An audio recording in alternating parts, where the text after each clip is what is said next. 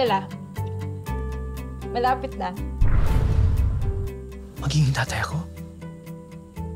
Elias. Congratulations. Alam ko may emergency. Walang emergency, Elias. Buntis si Joanne. Buntis ka? Magkakaanak tayo?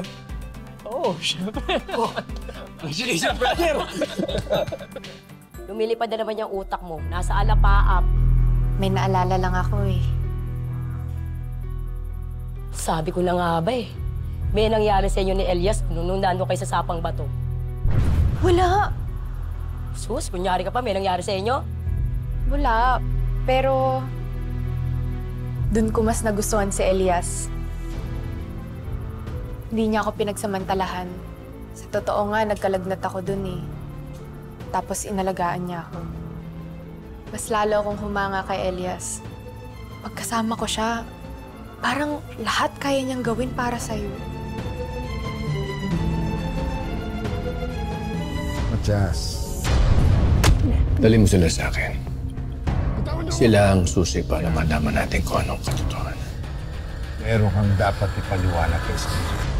Nasaan si Calvin? Hindi ko naman sinasabi niyo. Hindi mo pati na si Calvin. Senyor, hindi ko alam! Hindi ko alam patay na si Calvin!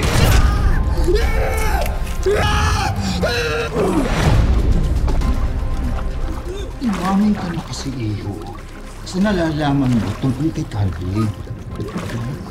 Paano siya nakatakas kay Elias? O basta lahat ng pinamili natin, imbak natin sa ref. Total, sa linggo pa naman ang kasal. Sige pa. Halika na.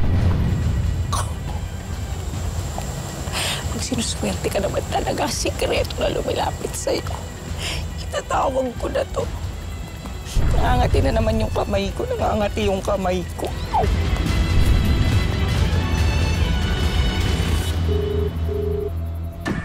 Mr. President, kailangan ko kayong malaman. Ano? May nagbalita sa akin na ikakasal sa rest house ni Mayor Alfonso Sipaing sa linggo ng gabi. Siya rin ang whistleblower sa Palangga Massacre. At tikit din siya ni Elias. Tama-tama na doon silang lahat. Si Elias at ang mga malalapit sa kanya.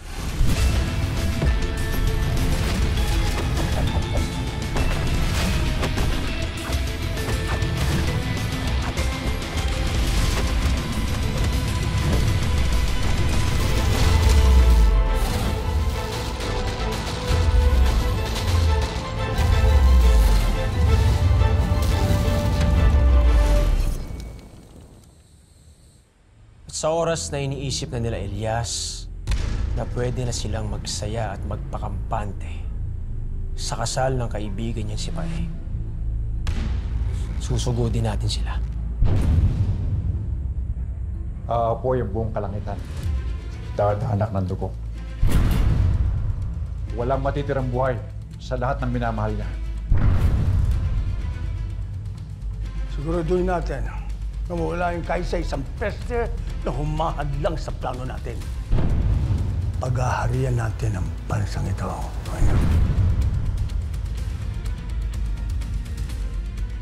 Papatayin ko yung Elias na yan sa pinakamasakit na paraan.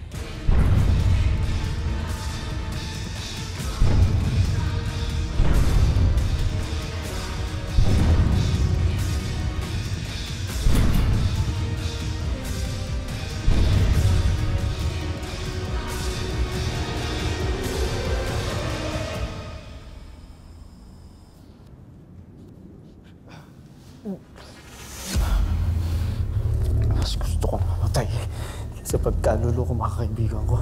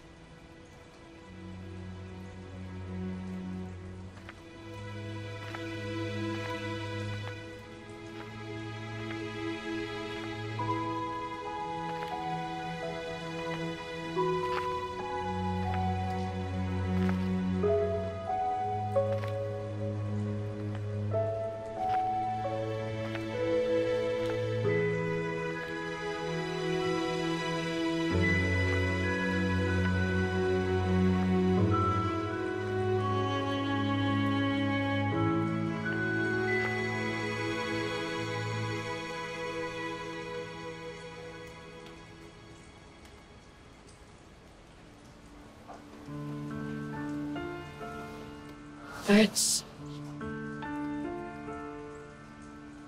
Pasensya ka na. Akala ko matigas ako. Akala ko kaya ko.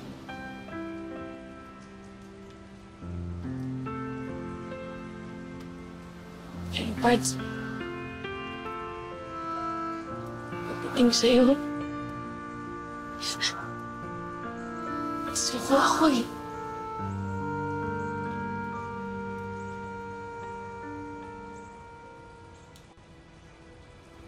Masadya ka na kung nagselos ako ah.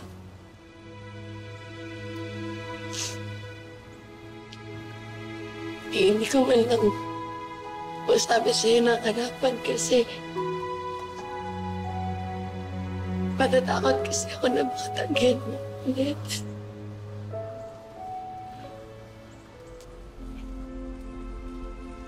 Hindi ko pala kaya magtakot.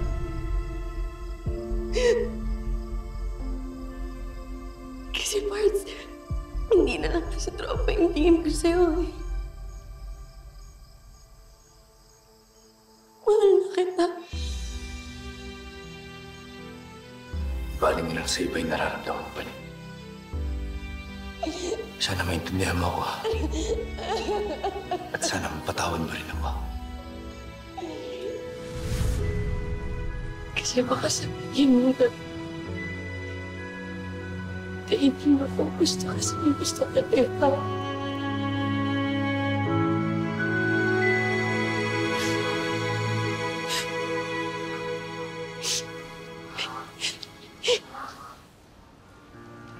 Kaya Parts, susunod mo lang yung sinabi ni Nanay Pia. Baka hindi pa lang talaga handa magmahal ang anak ko. Patuloy ka lang magpakita ng pagmamahal sa anak ko.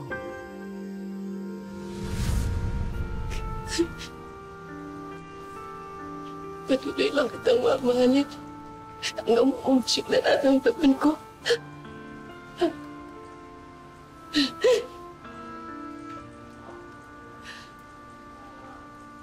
Kasi mahal kita. Kasi